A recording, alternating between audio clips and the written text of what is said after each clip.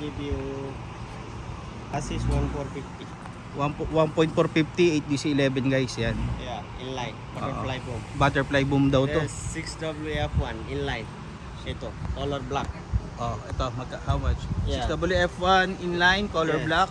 Yeah, price assist 1.8. 1.8 guys. Butterfly boom. Butterfly boom. Alam niyo naman guys, ang mga butterfly boom, mahal. Kasi umabot ng 2.1 yan. Dito guys, napakamura lang. This one 6WF1 already high side 18 cubic. Ready to pull out. Fully recon 1.8. Guys, 1.8 lang to. Pupunta kayo dito guys sa kanya. This one assist 1.6. 6WF1 butterfly sariwa chassis 1.6 1.6 guys. assist price. Parang custom pa. Yeah. Kita nyo guys, custom pa siya. Pero as is lang siya. Butterfly boom. Yeah. Guys, sa madaling salita, lahat to butterfly boom.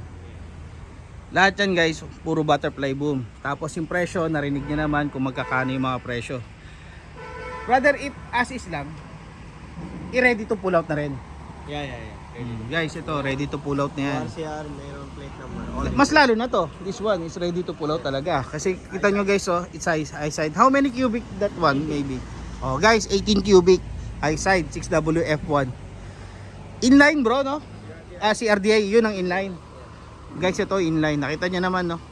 Narinig nyo naman dun sa page natin. At pupuntahan nyo na lang dito sa 9A. 9A. Ayan guys. Boss, thank you ah.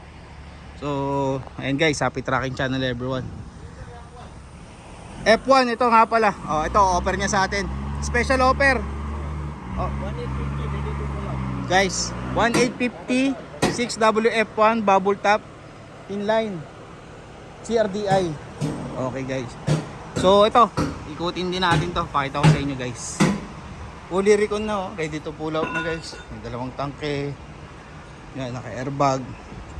Magdagdag na lang kayo guys kung molyan nyo. Single differential nga lang siya.